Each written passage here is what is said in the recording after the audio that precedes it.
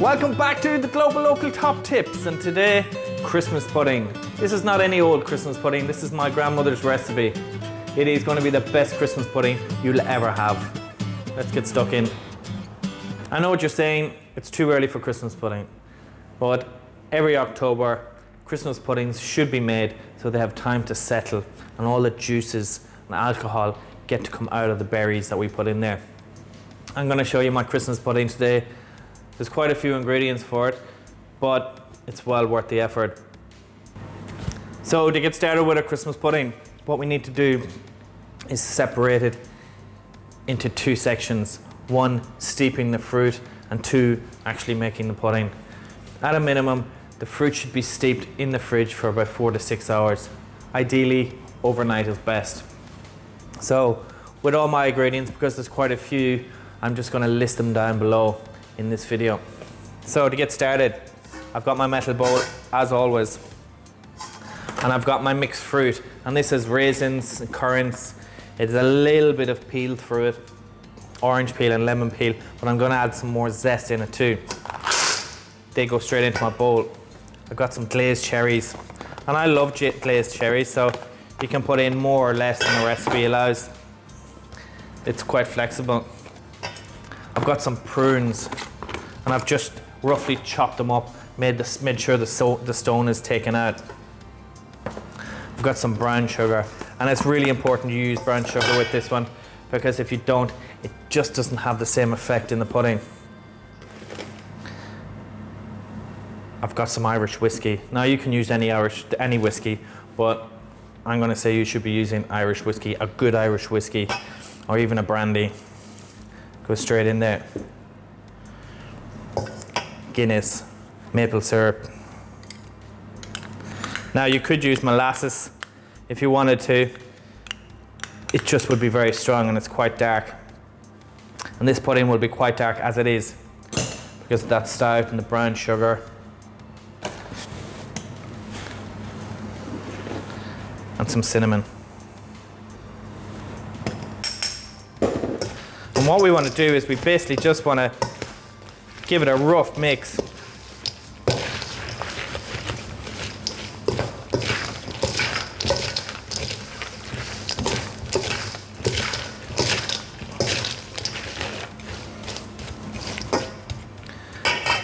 Cover it in Glad wrap, put it in the fridge, 4 to 6 hours, ideally overnight.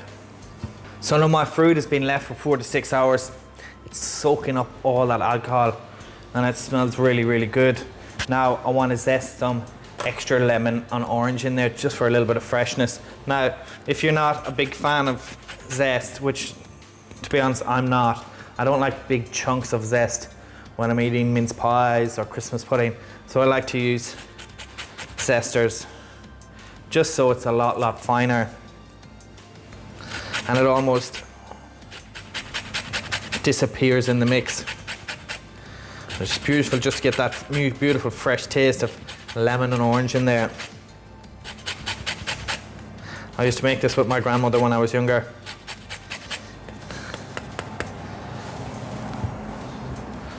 And the memories stick with me to this day. It's just a beautiful tradition to have.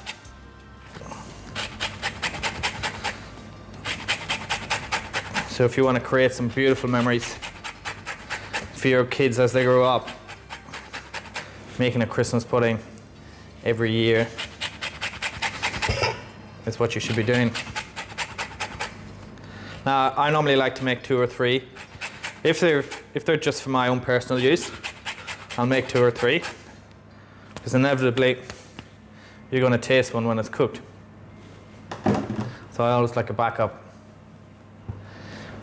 In the cafes, we make batches of 50 or 100 at a time because they sell really well and they're very, very popular.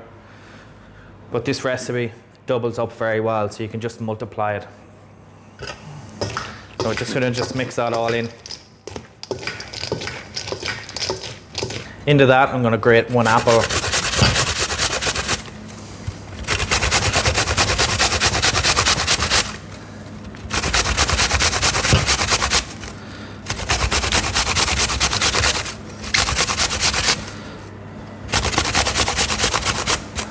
I love many things about cooking food, especially classical food, and this Christmas pudding is no exception. Christmas pudding being a classical English dessert actually originated in the 14th century, but it was a savoury dish. It consisted of minced lamb and beef with currants and raisins and spices.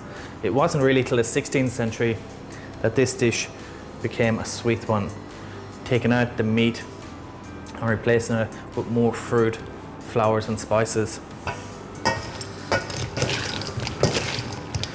So now to our mix, I have some fresh breadcrumbs, I have some self-raising flour, I've got 3 eggs,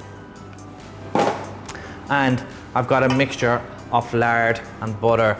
Now, dripping is really important in a Christmas pudding. It makes it keeps it moist more so than the butter.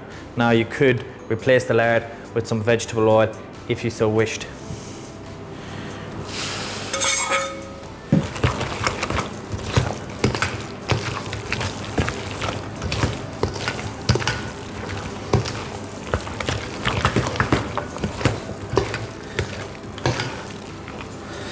Now at this point, you could cover it again in Glad wrap and put it back in the fridge for a couple hours if you wanted to, or even overnight till you're ready. I'm using just an ordinary bowl because that's the way I was shown how to do it, but metal bowls or the rubber molds are just as good. So I've just lined it with a little bit of melted butter, and I've put in little strips of greaseproof paper, and that has just helped me to lift it out so you don't lose a lump of it if it sticks to the bottom.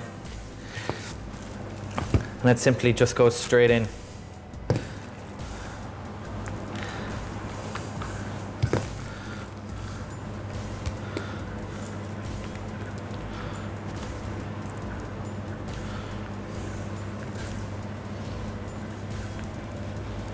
And you're bringing it nearly to the top, just leaving a little bit of space. To the top, I have a length of greaseproof paper or baking paper, and I'm just going to fold it in half. And I want to place it just on the top. Then I've got some aluminium foil, and I put that right over the top.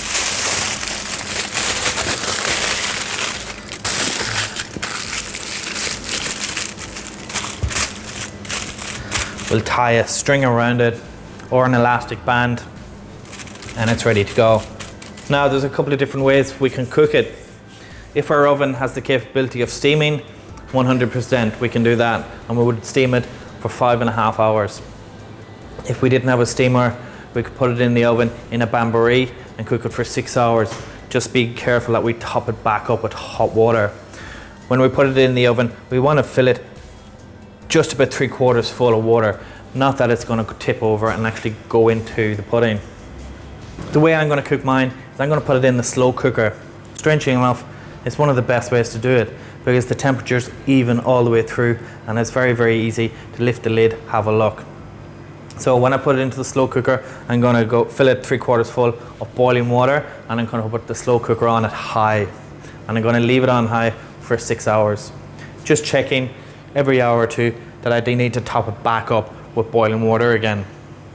After the 6 hours, I take it out of the oven and I let it rest. Let it cool down completely. Now, you can eat it straight away and it'll be beautiful, but to let all that alcohol seep back out of that fruit and into the pudding, it takes a couple of weeks or months. Now, my Christmas pudding has had 6 hours, and I've let it cool down for another 6 hours till it's completely cold. Now at this stage, you can eat it if you want, but best to make 2 to save 1 for Christmas Day. So I've just put it onto a plate here, and I've just put it onto a bit of Glad wrap. So what I want to do now is I just want to wrap it up and completely seal it. I've left the strips of paper on it for that very reason. When we want to heat it up again on Christmas Day, we can put it back into the bowl quite easily. I'm going to leave it in the fridge till Christmas Day, and I take it out, and there's a couple of ways we can reheat it. We can just slice it up and we can pan fry it in a little bit of butter, which is absolutely amazing. That's what I love to do. But if we want it to present well, we want to present the whole pudding. So we can put it back into our bowl again and put it back into the slow cooker in the morning time, maybe for just an hour while dinner's being eaten or while everybody's getting ready. And then for the big presentation, take it out, flambe some whiskey over it, and we're good to go. So there you have it, my best recipe for Christmas pudding. The great thing about this recipe is it's so flexible. You can take out some of the fruit and you can put in some nuts, you can put in some cranberries. It's so adaptable that it's quite hard to mess this one up. The only thing to be careful of is don't eat it all at once.